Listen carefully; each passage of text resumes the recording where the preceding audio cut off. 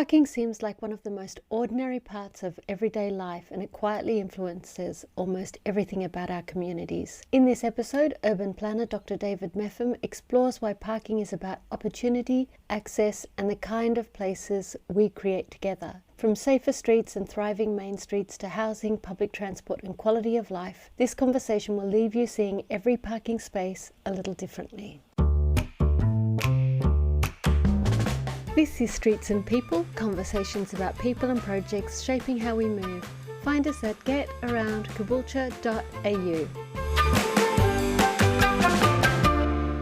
Today we're doing one of our People and Projects episodes, and I'm delighted to be here with Dr. David Mepham, who I know because a few years ago you wrote the book Rethinking Parking, Planning and Urban Design Perspectives. I saw it come up on our professional social media platform feed. I wanted to talk about it. Since then, we've become friends and we've been doing webinars with Parking Reform Network, so it is amazing that he has joined us. I'm here on Gubbi Gubbi country in Queensland in Caboolture. And David, whereabouts are you? In Adelaide on Ghana land. You grew up in Queensland, so you're familiar with Caboolture a little bit? I grew up mainly out on the south side, up around Woodridge, and I've had friends on the northern side, up around Caboolture. Quite similar in a lot of ways around access and isolation, especially as a young person. I have a little bit of an understanding of what's happening out there. I definitely think the lived experience is important when it comes to this work. What made you interested in this whole area, and why does it still matter to you today?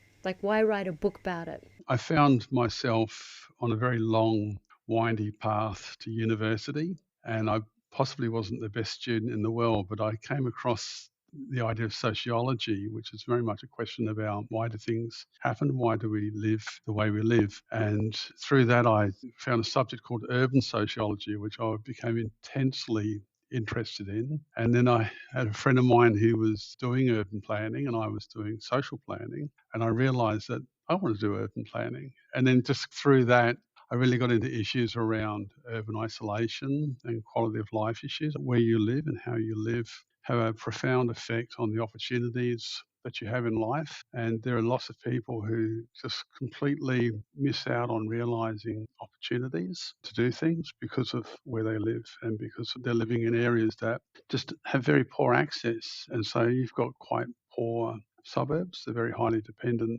on being able to drive, like physically being able to drive, being able to afford to drive. So that really affects your opportunities in life. And then that sort of works rolled through different projects I've been on, and I worked on the Gold Coast Light Rail, and the issue of parking really came up quite intensely around. We wanted to build this $1.3 billion world-class transit solution, and we're just continually tripping up on parking because people felt so intensely about this idea they should be able to have parking on the street. And I became really interested in, but why? What is going on here? So I started to unpack that in a lot of detail. When we finished that project successfully, Gold Coast City Council invited me to write the parking strategy for the city. And then that gave me an opportunity to really do a deep dive on parking. And then I've gone on to work with Niles Tivendale in Melbourne and talk to people like Liz Taylor and yourself, of course, about parking. Then I had the opportunity to write the book. So Routledge invited me to write the book on parking, and I thought I'd write something quite different from your normal engineering maths game that we call parking, and ask, why do we think about parking the way that we do? So you spoke there about people were very up in arms. And we've covered a range of topics about parking reform. One of them is, how do you deal with this really intense experience that people have, this fear that feels like you're going to steal their firstborn child or something, at the idea of taking away one parking space? It feels very primeval. And you've spoken with some hostile journalists and radio personalities about this. So I would love to get your take on how you language, how you message, how you even slow down your language, how you keep yourself calm in the face of this very antagonistic response. It can be very antagonistic. People get quite angry when you're talking about parking. So my theory, I'm not a psychologist and I'm not claiming to have any super special insight here, but I think a lot of people would agree that if someone cuts you off in a car park, that's a big deal. Something happens to your brain. It's like this territorial instinct. And I think that we are the apex predator and we got there because we're prepared to fight and if necessary kill to land. So there's something in our brain that we connect parking to, which is about that territorial instinct. And I think that underpins a lot of the response to parking. We tend to only really think about parking when we're in the car, so it's a view from the driver's seat. And we're driving down the road and everything's great, the radio's on, and it's all the whole freedom thing. But that comes to a very abrupt halt in the last minute or two of the trip where you have to park the car. And then you're confronted with this anxiety about how do I get rid of this car? I need to put it somewhere and get out.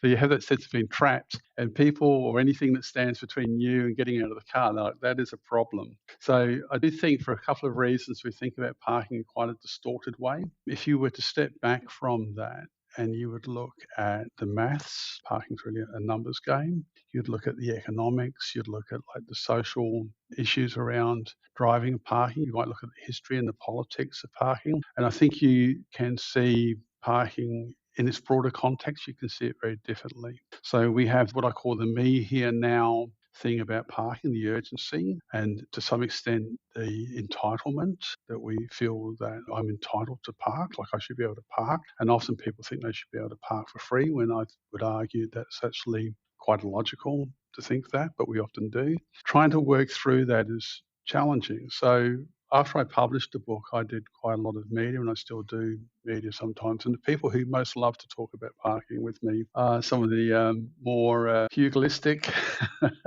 talkback people. And I quite enjoy having those conversations. The host will be very thankful. It was like a really great 10 minutes they've had. And then the listeners will probably pile in. And if it's on social media, there could be sometimes hundreds of responses. Like people really get into it. Very rarely in my favour because they're upset and they're angry. I do think part of my job is just to say, look, I hear you. I understand you. Rationally, just stepping back from that emotion. We all want to live in a better city.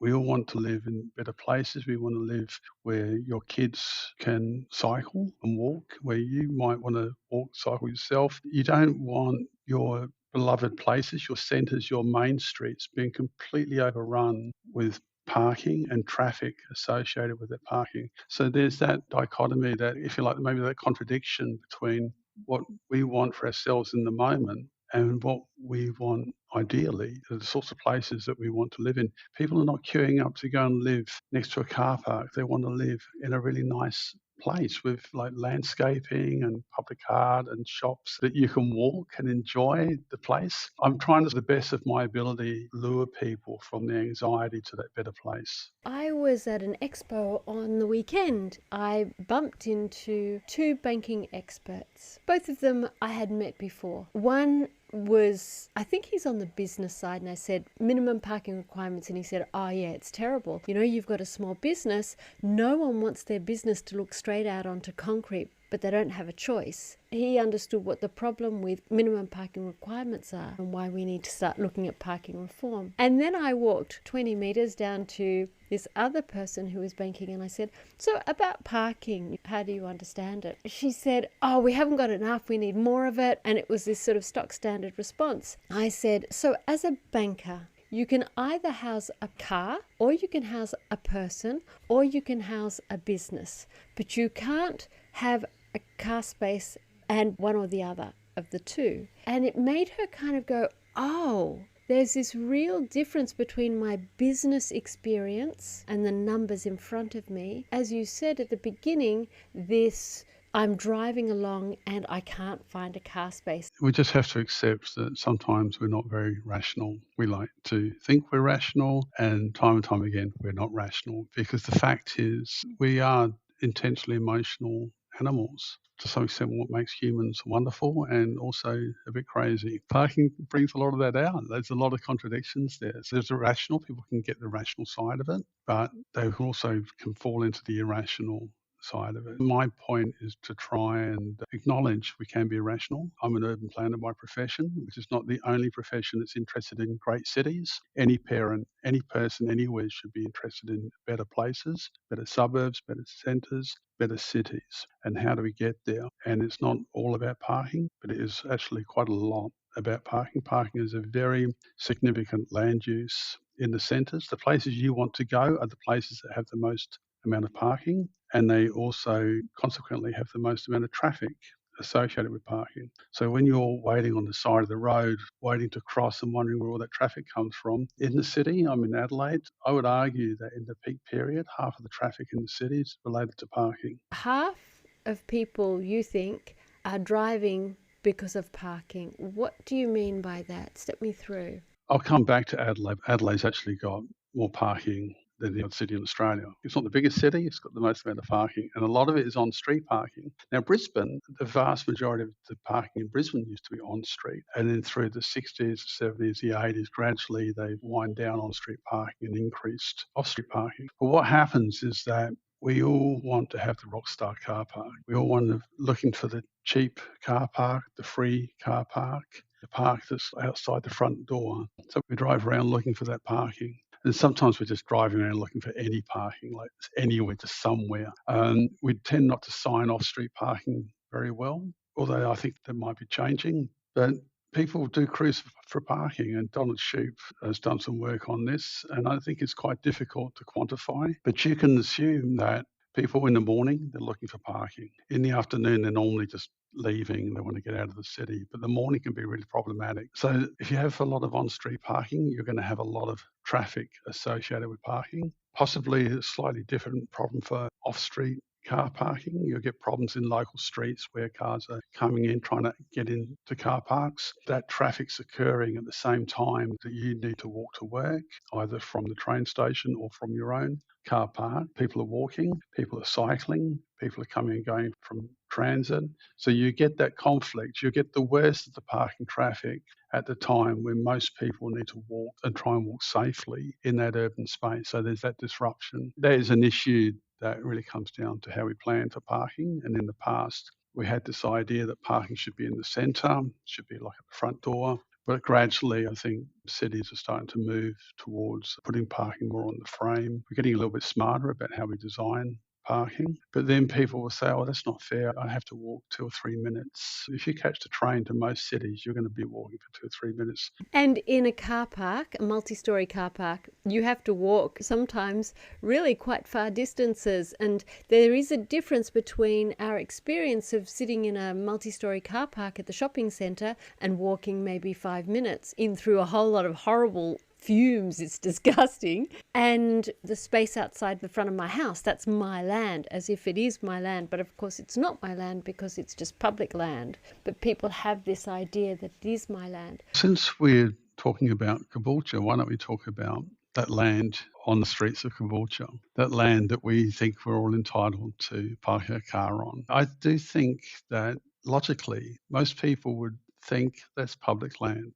All right, the street is public land. We all own it. We choose to give up a lot of that land for parking, and we choose to give it away to drivers for free. We don't charge access for it. But you get to a point where if you're on a main street where there's a demand for parking, if you're still thinking like that, then you're completely ignoring a very important opportunity. So if you think that you should be able to park for free on a busy main street that's got quite high demand for parking, that's also public land, but it's actually high demand public land. It's also public land that has a number of potential uses.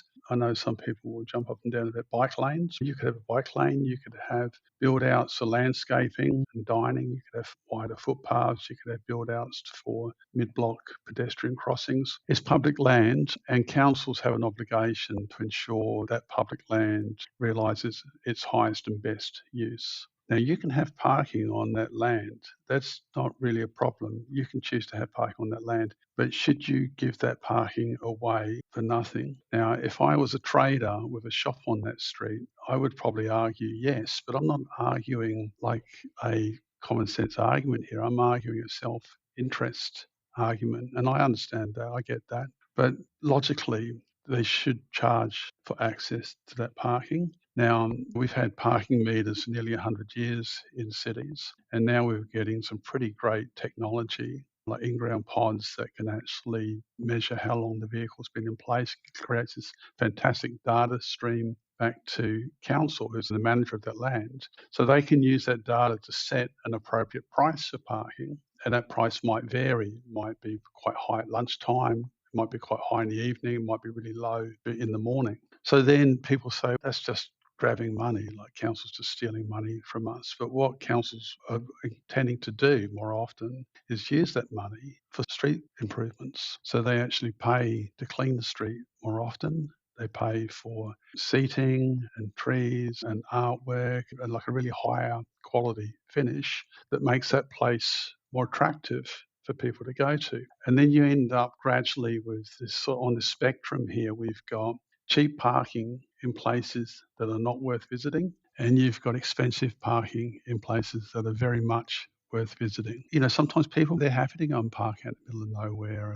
But if you want to go and shop somewhere nice and have something nice to eat, or just go and wander the street and enjoy the street, you're there to spend money, and you're just spending a little bit more money on the parking. But it enables the car parking to turn over much more efficiently. It enables council to actually invest in the street. I know it's probably not the easiest point to argue, but I would say a lot of traders, in time, they will find that street either works for them or it doesn't work for them. And if it doesn't work for them, they will move and someone else will move in. And the people that move in, they're interested in that higher place quality. But you have to make a decision to value the land asset and try and attach the correct value to it. And you have to have the political courage to deal with the backlash.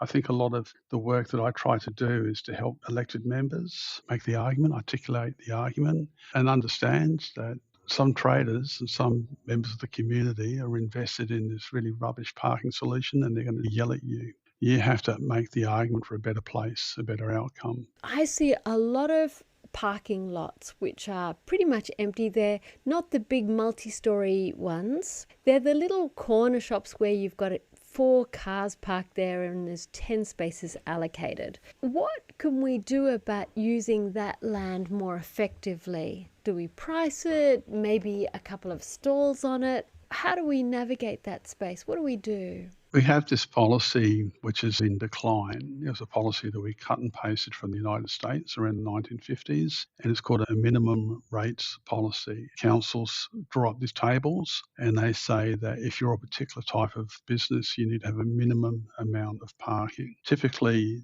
they end up with a lot of parking, often a lot more than they might reasonably need. I call it like the Boxing Day shopping sales car parking solution. You're providing parking to this peak level. So a lot of the time, those car parks are in fact half empty, if not 3/4 empty, if not 80% empty. There's a cost on business. Previously, we've spoken about the cost of parking for people in a home or in an apartment. Business incurs huge parking costs. Now, when I wrote the book, I had the opportunity to travel around North America through Canada and the United States, as well as Australian cities. And I was looking at what I thought was good practice, best practice. And I think the trend seems to be to move away from that minimum rates policy. So you apply a maximum rates policy, which gives the developer much more flexibility. And as you provide less parking, what happens is that you actually create a market for parking. So you're not giving it away, you're charging for it, or there's more demand for it. So then someone could come in and say, well, I'm going to provide a parking solution in this area. It might be a rubbish parking solution, it might be a really expensive parking structure, but it's a private parking solution. And what that allows is for the businesses there to have much less parking, knowing that there's a parking solution down the road. People can park and they pay their $5 and then they can go and do whatever they want to do in that centre. And I know on one hand, some people in business might want to argue, oh, that's not fair. My customers want to have park at the front door. Yeah, okay, I get that, but do the maths. You need to understand that parking is a cost on your business. Is the cost really merit the convenience? Because a lot of the time when we go somewhere, we don't just go to one place. If I walk down to Hutt Street here in town, I'm not just going to the IGA, I'm sticking my nose into this shop and that shop and the library, and then I want to grab a coffee and I want to do, you end up looking at 10 things and sticking your nose to 5 shops. Then people are getting a whole place experience. They're not just popping in to do one thing. And I think it's actually reasonably unusual that people might do that. People like to browse. But if they just want to pop in and out, that's fine as well, because at the end of the day, a lot of businesses will provide some parking. It's just not being crazy and demanding that they provide this, what I call the Boxing Day sales solution. Let's just talk briefly about multi-level car parks. So that's shopping centre staff or at the train station or whatever that people have. I've been looking at parking reform for a little time now, and no one has really come up with a good solution on multi-storey car parks. Knock me with it. Anything you've got is a good starting point. I actually thought about this even before I was seriously doing parking, because when I was in my 20s, which was quite some time ago, I lived beside Garden City. In fact, my partner was working in Garden City, so I was frequently hovering around Garden City Shopping Centre. These shopping centres, they really popped up around Brisbane in the 60s and 70s. And they would typically be, just guessing here, maybe 3 or 4 hectares of shopping centre inside a 50-hectare site. So the land was quite cheap, because at the time they were built out, whether it was Chermside or Garden City, they built out on the edge of the city as it was at that time. But what's happened over the last 50-odd years is that the shopping centres have continued to increase their floor area. So they've cannibalised that cheap parking. And as they've done that, more and more people are coming to the shopping centre because there's more shops. So they actually need more parking, but they've got less land, more parking demand. So then we get to your parking structure. Just hypothetically, just instead of the car park being worth $10,000, it could be worth $50,000 to provide the car parking. Still, in our little monkey brains, we think I should be able to park for free at the shopping centre. But the cost of parking is like 500%. The shopping centre is then investing in all this technology, and they've got to provide really high quality parking experience. It's got to be legible. Then they've got to enforce parking. And then they just put the parking price onto the lessees, onto the traders, and they have to try and work that out in their business model. I think any reasonably rational, thoughtful person would get, of course, they're paying for parking. They're just not paying for it up front. It's been buried. I would argue that, okay, that's not an unsuccessful model, but increasingly traders, I think, just generally, is just smarter to have the transparency around the parking, because as those places also act as very important transit hubs, so you're getting a whole lot of people come in on bus and train, and they're also paying for the parking. Everyone's paying for the parking, but not everyone's using the parking. A lot of my argument with shopping centres, parking has become just a huge challenge, increasingly expensive. I think it really significantly challenges the shopping centre model, but the lack of transparency around the pricing is actually highly problematic for them. I won't say it's deceitful, that would probably be unfair, but it's smart for people to understand what does something actually cost, and to have that transparency around it. When I was in Detroit, there was a huge, I think it was about 60-hectare site on the edge of Detroit, and it was actually the original drive-in shopping centre. So a lot of us would have seen the program that Gruen. Gruen was actually the guy who designed the drive-in shopping centre. And what he actually wanted was to create this pedestrian environment, which 50, 60 years later, we're still trying to do, like a walkable, safe, interesting walkable centre and parking it on the edge. So that shopping centre went broke. There's all sorts of challenges with online shopping on top of everything else. And the city was putting it up, bidding for an Amazon warehouse. And I just thought, my goodness, isn't that such an interesting sign of the times? Like, the drive-in shopping centre has gone, effectively, it's not viable.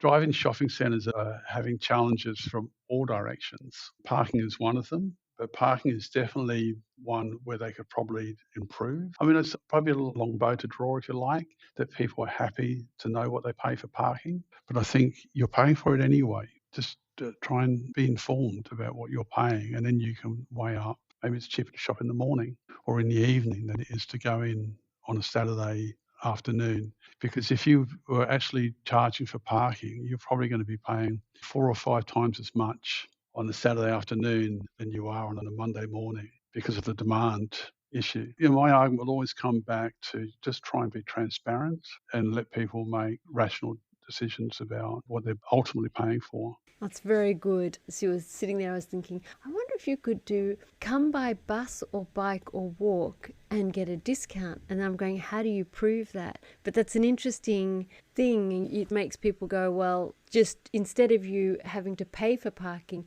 you're getting a discount for not parking. But how you would implement that, I have no idea. Say our listener is a mum with a couple of young kids, and she thinks, yeah, I would like my kids to ride to school, and I would like to talk with my neighbours and my friends about it, some of the other mums. How might she approach the conversation? I think it's really sad that kids can't ride to school. They can, but a lot of parents are concerned about their safety. It's not, the boogeyman here, it's us driving our cars. We're the problem. I'm going to just tact a little bit here off subject and talk about park and ride, because all around the city we have park and rides taking up more and more land around stations and bus stops. What happens is that the park and ride, say hypothetically, it might have 100 spaces. People get in there early, they get the space to jump on the train. Space is all subsidised by the government, i.e. eventually all of us. So then by 8 o'clock, the car park's full, but people still want to get in there. All right. So some days the car park fills up really quickly. It might be a rainy day. Everyone wants to just drive into the station rather than walk. What happens at some point, the car park's full, and then people are then driving around the streets looking for parking. I call this park and hide. The unintended consequences of the park and ride policy, that all of the streets around that area, people are starting to look for parking. And when you're driving, and I spoke before about the anxiety of looking for parking, you're not driving in a normal way. There's a bit of anxiety, that impatience. Is he pulling out? Is he not pulling out? What's he doing? For potentially like a kilometre around those stations, you're getting that park and hide problem. The issue about parking related driving. Why can't kids cycle to school? Because of us. Because on the road, driving our cars, looking for a car park. Now, there's all sorts of other issues you can argue. That issue around park and ride is a really important issue. The other thing about parking around stations is that lots of people actually walk and cycle to the stations, and a lot of kids walk and cycle to the station. Where you need the highest amount of safe, easy walk, cycle access is actually where you're getting the most amount of traffic and often the most amount of antisocial driving behaviour. And we all know this. We've all been that really nasty, rude, impatient person in our car trying to park the car. And that's happening around stations at the same time. You've got people trying to walk up, cycle up, whether you're young, old, just going to work, whatever.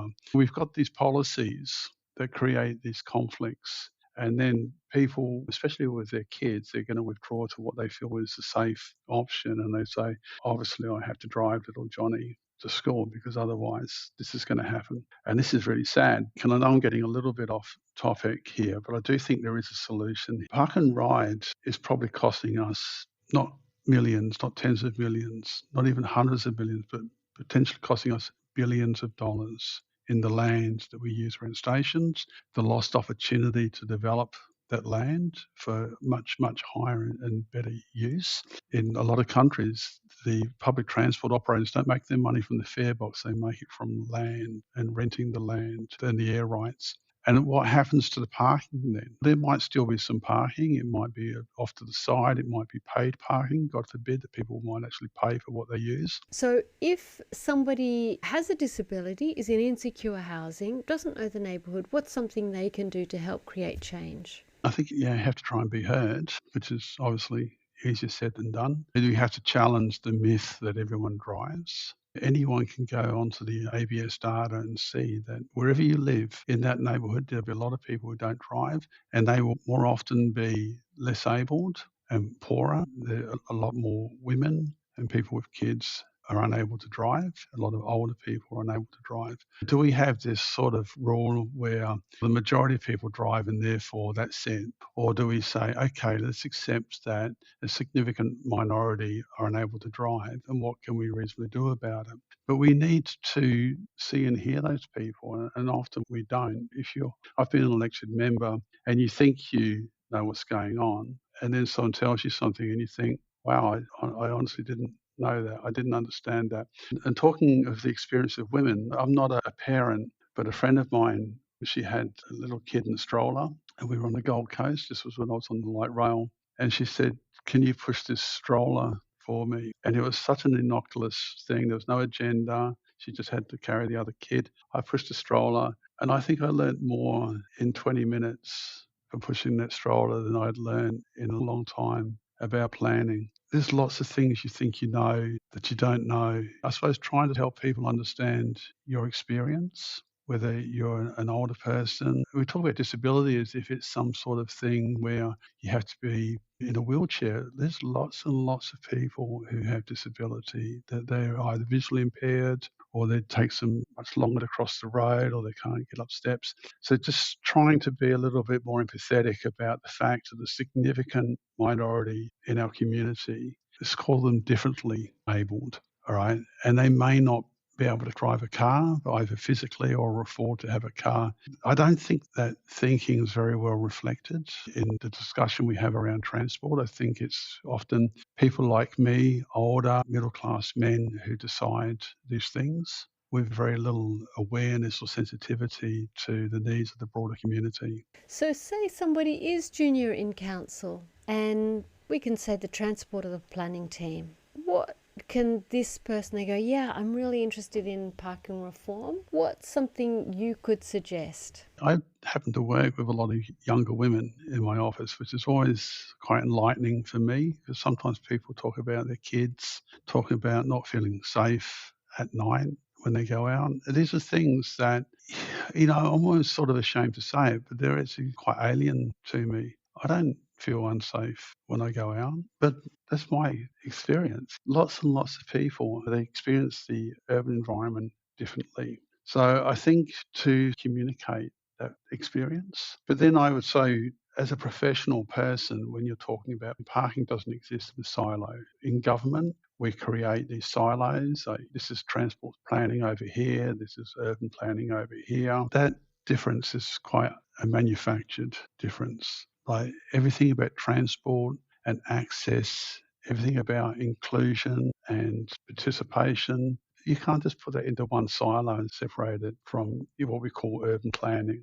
But in government, that is in fact what we do. And I have a tendency to resist the silos. I can be quite disrespectful of the demarcations that have been invented between transport planning and urban planning, and to some extent around social planning as well. So it's like social planning get to look after the older people and the people with disability, and the urban planners get to deal with the landscaping and that. This is absolute nonsense. But if you're interested in where you live, if you're interested in your city, you can't create these arbitrary silos. And I think that they are very highly problematic for us. I say for us as a planner, but also for us as people in the community who want to live in a better, more accessible, more inclusive city. So we're just about to wrap up. Anything you would like to share? Any final thoughts? I probably just would say, I know parking sounds like this really nerdy, obscure thing, but actually we are all part of the problem and we can all be part of the solution.